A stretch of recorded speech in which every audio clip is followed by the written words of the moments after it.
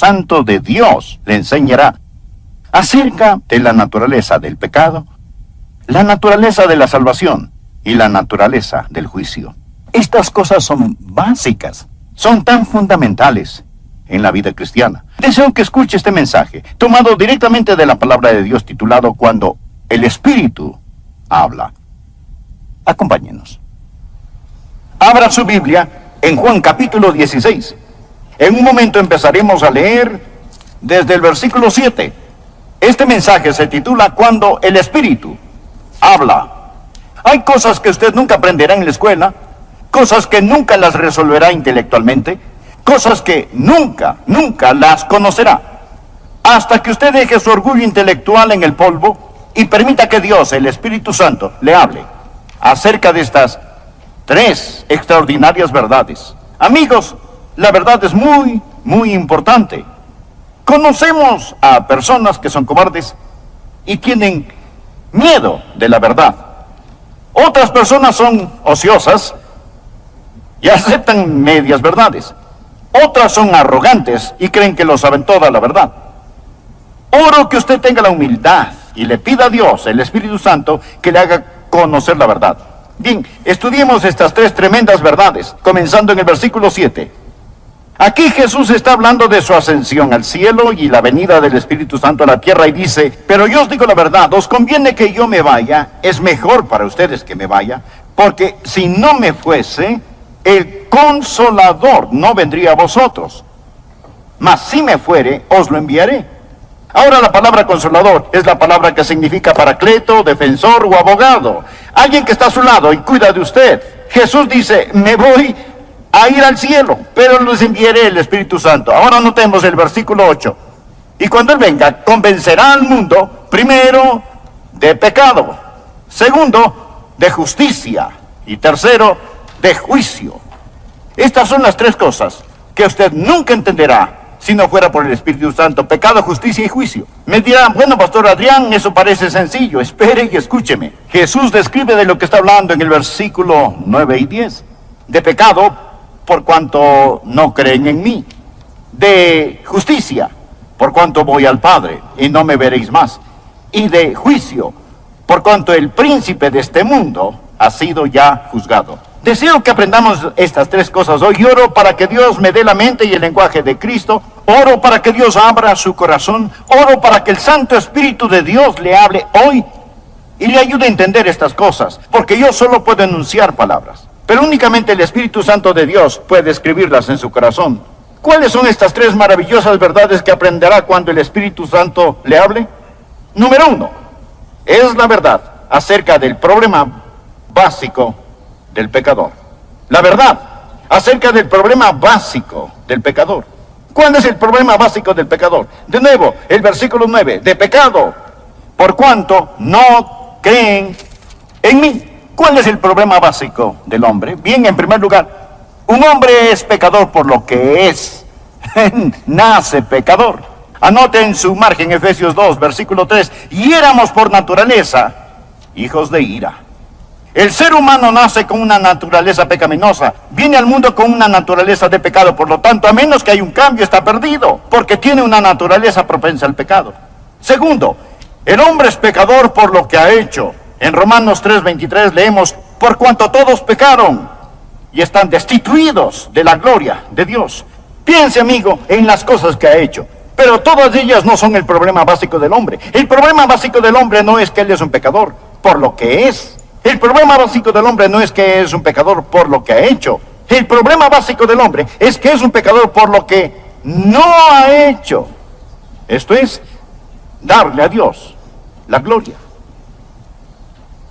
El hombre es pecador, de acuerdo al versículo 9, por no creer. Y eso es algo acerca de lo cual solo el Espíritu Santo de Dios puede convencerle. Jesús dijo que cuando Él venga, cuando el Espíritu de Dios venga, convencerá al mundo de pecado, por cuanto no creen en mí. Se dirá: bueno, ese no es un gran pecado. Amigo, es el gran pecado. Es el pecado padre, el pecado madre, es el pecado de pecados. El mayor pecado es no creer. Ahora, Me dirá, pero eso no es tan malo. El asesinato es peor que eso. La violación es peor que eso. Dios dice que la incredulidad es el peor pecado. Y podrá refutar, no estoy de acuerdo, no espero que esté, a menos que el Espíritu Santo de Dios se lo enseñe. Cuando el Espíritu Santo de Dios le enseñe, usted entenderá que el Espíritu Santo viene a ayudarle a comprender por qué no creer es el gran pecado. Pareciera no ser tan grande, más digamos que aquí existe una montaña de basura. Y junto a esta está una cucharadita de un veneno mortal. Ahora, la basura es más grande, pero la cucharadita es veneno mortal. El pecado más grande es la incredulidad. Este corona a todos. Es la prueba de la maldad del hombre y es el pecado que lo condenará para siempre. La incredulidad. Y si aún dicen no estoy de acuerdo, piense conmigo por un momento.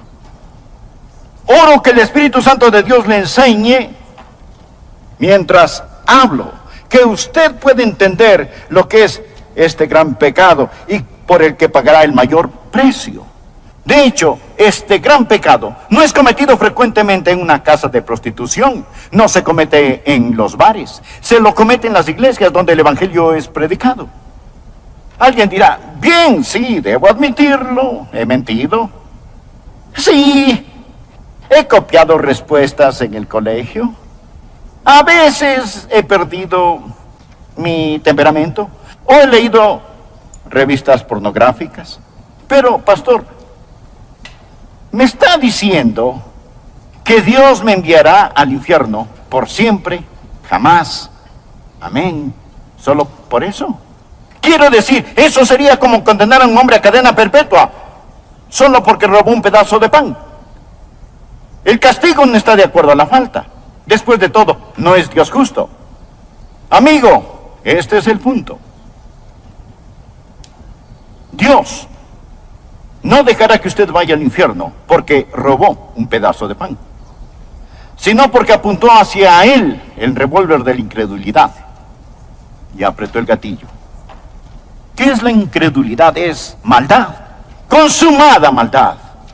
Incredulidad es en rechazar al Dios Todopoderoso. Es decirle a Dios, Dios, tú sigue por tu camino, yo seguiré el mío. Es mi vida, no te la confiaré, no te la daré, me pertenezco a mí mismo. ¿Lo ve? La incredulidad es el pecado principal. Es el pecado de donde proliferan todos los demás pecados. ¿Por qué Adán y Eva pecaron en el huerto del Edén?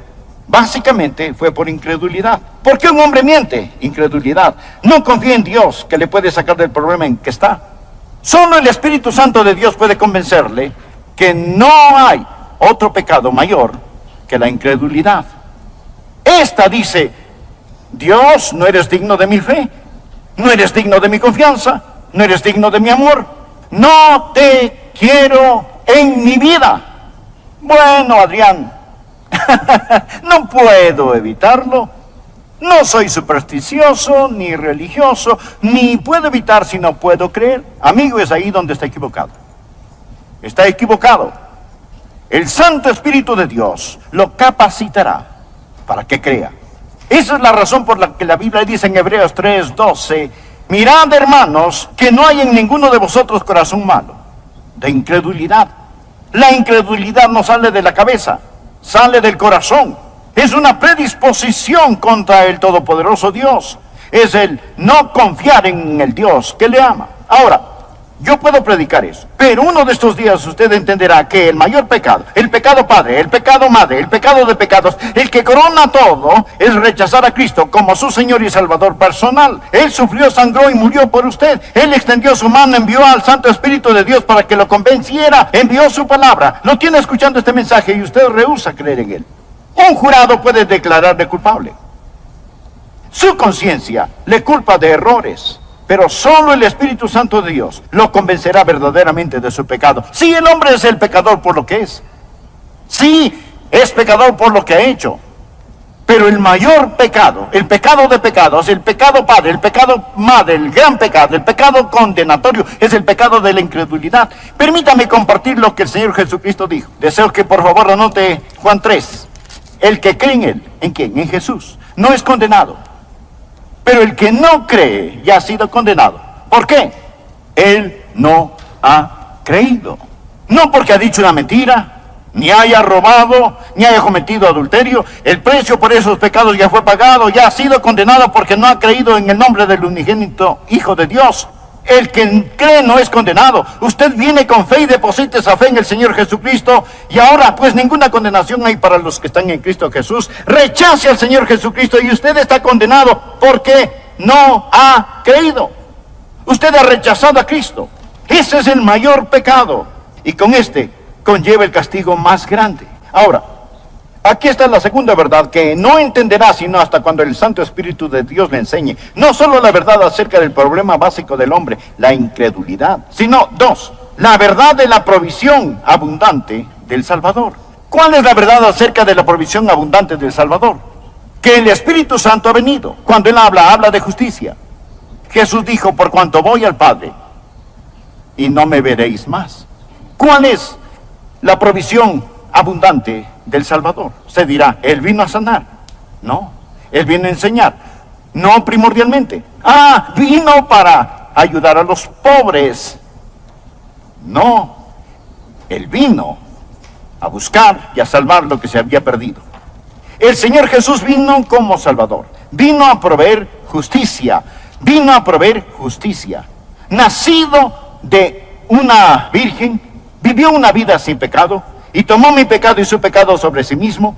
Fue colgado en una cruz, y con su sangre pagó la deuda del pecado. Lo pusieron en una oscura tumba, resucitó al tercer día, ascendió a los cielos, y todo lo que Él vino a hacer fue cumplido. Jesús dijo, he acabado la obra que me diste que hiciera. Le hablaba al Padre, he acabado la obra que me diste que hiciera. Ahora regreso a casa. He terminado el trabajo que me encargaste, y ascenderé las altas montañas de la gloria. Y el Espíritu Santo vendrá, y Él les convencerá de justicia que pueden obtener por medio de mí. Ahora, la idea del mundo acerca de la justicia es tan deformada como la que tiene del pecado. La idea del mundo acerca del pecado es que el hombre es pecador por lo que hace. No, hace lo que hace porque es pecador. Un hombre no es mentiroso porque miente. Miente porque es un mentiroso. El pecado está en el corazón. La idea del mundo acerca de la justicia está deformada. El mundo piensa que un hombre es pecador si hace algo malo. Y piensa que un hombre es justo si hace lo bueno. Y de alguna manera Dios es como Papá Noel, haciendo una lista, revisándola para ver quién se ha portado bien o mal. Y uno de estos días vamos a morir, y nuestras cosas buenas y malas serán puestas en una balanza, y Dios lo pesará todo. Si nuestras obras buenas pesan más que nuestras obras malas, Dios dirá, lo lograste. Si lo malo pesa más que lo bueno, Él simplemente dirá, fallaste. Esa es la idea del mundo acerca de la justicia. Pensemos por un momento. Si usted pudiera ser presentado como justo delante de Dios por hacer buenas obras, dar dinero, ayudar a los pobres, ser religioso y bondadoso, si pudiera ser tenido como justo por hacer eso, escúcheme, ¿por qué tuvo que morir Jesús? ¿Por qué tuvo que sufrir en la cruz? Si usted puede salvarse por sus propias justicias. Présteme atención. Si usted pudiese salvarse por sus buenas obras, entonces el Calvario fue la equivocación más colosal de las edades. Piensen eso. Permítame darle un pasaje. Pablo dice lo siguiente en Gálatas 2:21. No desecho la gracia de Dios, pues si por la ley fuese la justicia, entonces por demás murió Cristo. ¿Qué significa? Cuando trata de ganar su salvación, está frustrando la gracia de Dios. Pues si por la ley fuese la justicia, entonces por demás murió Cristo. Significa que Él murió en vano. Si usted pudiera, por guardar los 10 mandamientos, ese es el significado de la ley. Si pudiera llegar al cielo, dígame, mi amigo, ¿por qué murió Jesús? ¿Cuál es el propósito de la cruz? Se dice, bueno, Pastor Rogers, soy una buena persona. Déjeme decirle lo que Dios dice acerca de usted. Isaías 64:6. Si bien todos nosotros somos como suciedad, y todas nuestras justicias como trapo de inmundicia. No habla de sus malas obras, sino de sus buenas. Ante Dios son como trapos de inmundicia. Estos eran los vendajes de los leprosos. Nuestras justicias son como trapos de inmundicia. Solo el Espíritu Santo de Dios puede enseñarle eso.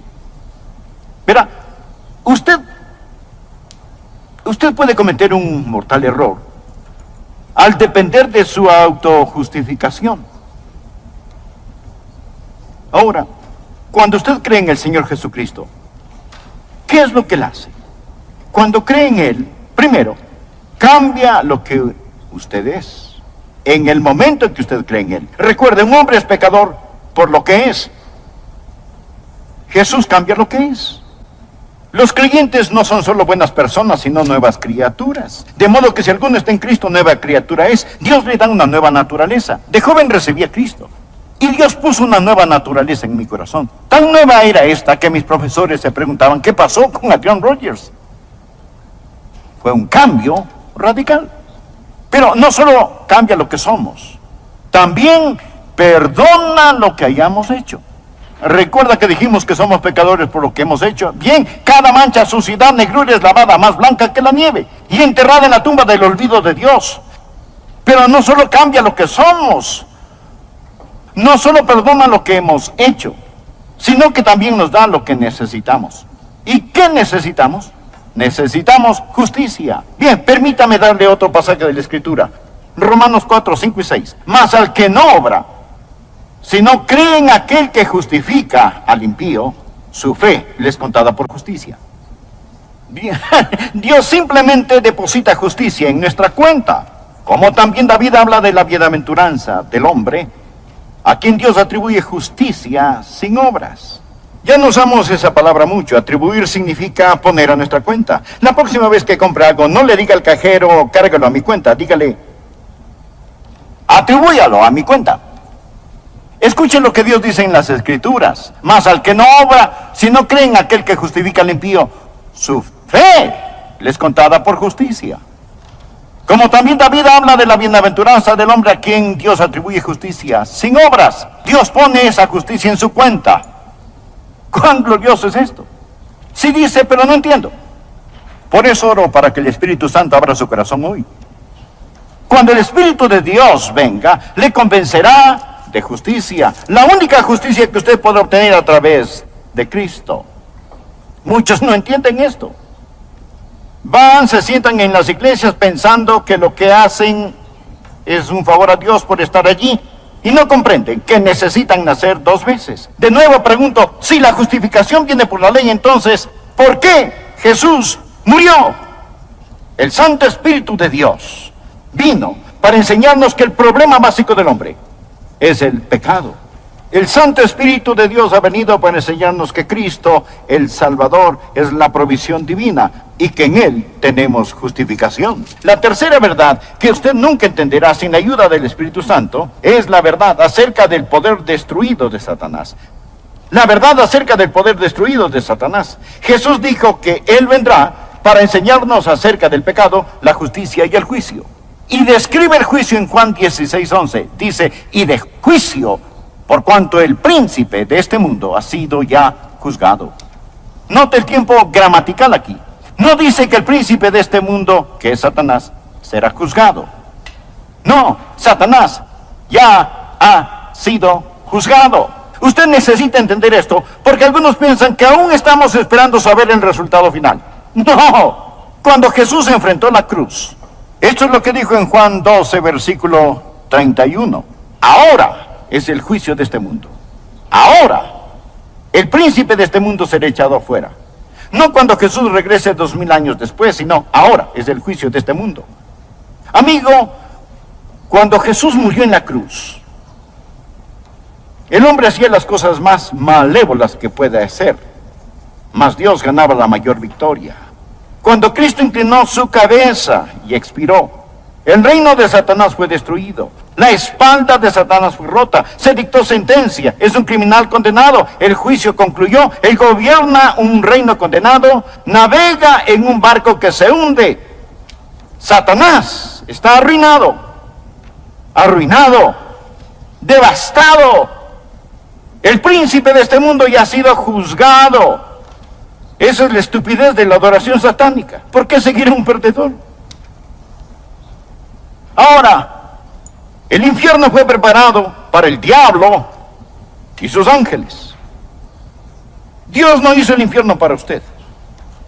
Mas le diré algo. Todo el que me escucha en este momento, o cree en el Señor Jesucristo o no cree en Él, todos aquellos que creen en Jesucristo, un día serán como Jesús. De eso se trata la fe cristiana, llegar a ser como Jesús. Eso es lo que Dios hace. Dios quiere hacer a la gente como Jesús, que sean hechos conforme a la imagen de su Hijo. De eso se trata. Usted escucha a un hombre que un día será hecho a la imagen de Jesucristo. Pero permítame añadir, si usted falla en recibir al Señor Jesucristo, si se niega a creer en Él y más bien confía en su propia justicia, usted se está moviendo en dirección opuesta. Y uno de estos días usted será la perfecta réplica de Satanás. Usted será como Él. Será transformado a la imagen de Satanás y usted se irá al infierno preparado para el diablo y sus seguidores. Ese es un pensamiento aterrador. Permítame hacerle una pregunta. Cuando llegue a donde se dirige, ¿cómo estará? Todos nos dirigimos a algún lugar. Cada persona va hacia algún lugar. Existen aquellos que han creído en el Señor Jesucristo, que han recibido su justicia y un día serán como Él. Pero si usted no lo ha hecho, le puedo asegurar que un juicio le espera. Amigo, si no es un creyente, ponga su mano sobre su pecho y siente el latido de su corazón. Eso es todo lo que existe entre usted y el infierno. Es todo. Un latido de su corazón. Pero si usted ha entregado su corazón a Jesús, si confía en el Señor Jesucristo, si usted ha dicho, mi problema básico es que no he confiado en Él, pero ahora confío en Él, Dios le dirá, te daré provisión abundante, te daré justicia. Por lo tanto, para ti no habrá condenación. Usted ya no pertenece a esa tribu que sigue a Satanás. Usted ha nacido 2 veces. Ha nacido de lo alto y va rumbo al cielo. Arrodillado hoy oré para que Dios le ayude a entender esto. Porque todo lo que yo